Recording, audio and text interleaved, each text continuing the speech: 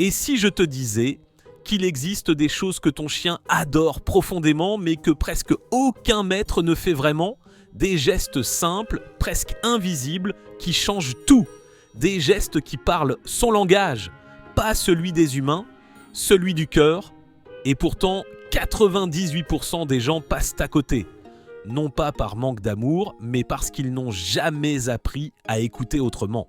Tu crois savoir ce qui le rend heureux, les jouets, les friandises, les promenades, mais ce qu'il attend vraiment, ce qu'il aime plus que tout, est caché dans des détails minuscules, des moments que tu fais sans y penser et que lui n'oublie jamais. Ce que tu vas découvrir aujourd'hui risque de changer à jamais la façon dont tu le regardes.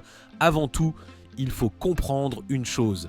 Un chien n'aime pas comme un humain, il aime avec son corps, son instinct, sa mémoire. Et ce que tu crois banal, un ton de voix, une habitude, un simple regard, peut être pour lui un moment sacré. Il ne te demande pas la perfection, il veut juste sentir que tu es là, pas distrait, pas pressé, là vraiment. Et ce que tu vas entendre maintenant, ce n'est pas une liste, c'est un langage, celui de ton chien. Et quand tu le comprendras, tu feras partie des rares, ceux que leur chien regarde différemment. Première chose, le contact visuel doux. Pas un regard de commandement, un regard de présence. Son cerveau libère alors de l'ocytocine, la même hormone que celle d'un enfant quand il voit sa mère. Un simple regard peut lui dire « Je t'aime, tu es chez toi ». Deuxième, l'odeur de toi. Ton chien adore tes vêtements sales. Pas parce qu'ils sentent mauvais, mais parce qu'ils sentent toi. Ton odeur, c'est sa boussole, son refuge émotionnel, même quand tu n'es pas là. Troisième, les routines. Tu trouves ça monotone? Pour lui, c'est la paix. Chaque geste répété, chaque heure connue est une promesse. Rien ne change. Tu es en sécurité. Quatrième, les silences partagés. Tu crois qu'il faut parler pour communiquer, mais parfois le silence dit tout. Quand il est là, à côté de toi, et que vous respirez ensemble, il ressent ton calme et son monde s'aligne. Cinquième, les caresses lentes, pas celles qui tapotent, celles qui s'attardent sur le flanc, la poitrine, la nuque. Chaque geste devient une phrase et son cœur comprend « Je peux m'abandonner ». Mais tu veux savoir le plus étonnant? Ces gestes ne sont que le début. Sixième, quand tu t'accroupis à son niveau. Tu cesses d'être un géant, tu deviens accessible, tu parles sa langue. Septième, quand tu le laisses te suivre, même jusque dans la salle de bain. Ce n'est pas de la dépendance, c'est la preuve qu'il te fait confiance au point de vouloir exister à ton rythme. Huitième, quand tu lui parles lentement. Pas pour lui ordonner, mais pour lui offrir ta voix. Ta voix, pour lui, c'est un foyer sonore, un repère, un apaisement. Neuvième, quand tu joues sans but, pas pour éduquer, pas pour gérer, juste pour rire. Pour lui, ces moments sont des poèmes. Dixième, les promenades lentes, celles où il choisit le chemin. Tu ne le sais peut-être pas, mais chaque odeur qu'il renifle est une ligne de son journal. Et toi, à ce moment-là, tu deviens le lecteur silencieux de sa vie. Onzième, les retours à la maison. Ce moment où tu t'agenouilles, où tu l'accueilles comme s'il comptait encore. Parce que pour lui, chaque retour est un miracle. Douzième, les nuits proches de toi.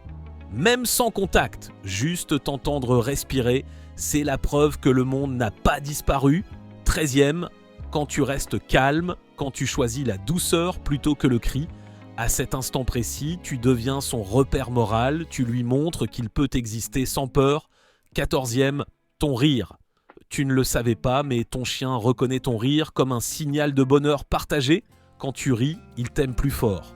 15e, quand tu le laisses être un chien, courir, flairer, aboyer un peu, pas pour déranger, mais pour être ce qu'il est.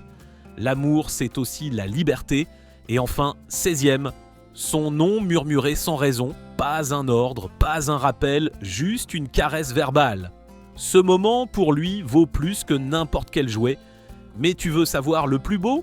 Parmi ces 16 choses, il y en a 3 qui ont le pouvoir de transformer son humeur instantanément. 3 gestes simples qui peuvent effacer sa peur, son stress, sa solitude. Tu veux savoir lesquels? Reste encore un peu, parce que la prochaine chose que tu vas apprendre va t'aider à parler sa langue sans un mot. Le premier geste, c'est ton regard, pas un ordre, pas une demande, juste un regard sincère. C'est ton « je t'aime » en silence. Le deuxième, c'est ton rythme. Quand tu respires lentement, quand tu marches calmement, il s'accorde à toi. Tu deviens sa mélodie intérieure. Et le troisième, c'est ta constance. Le simple fait de rester le même chaque jour, chaque ton, chaque geste. Pour lui, la fidélité, ce n'est pas un mot, c'est ton odeur, ton énergie, ton retour. Souviens-toi du début, tu faisais peut-être partie des 98% qui aiment sans vraiment savoir comment. Mais maintenant, tu fais partie des 2% qui écoutent avec le cœur. Ce soir, quand il viendra poser sa tête sur toi, ne le repousse pas distraitement. Regarde-le et dis-toi, je le comprends un peu mieux. Parce qu'aimer un chien, ce n'est pas tout lui donner, c'est apprendre à offrir ce qu'il ressent comme amour. Et si tu veux continuer à découvrir ce langage invisible, ce lien que la science explique à peine mais que ton cœur ressent déjà, abonne-toi.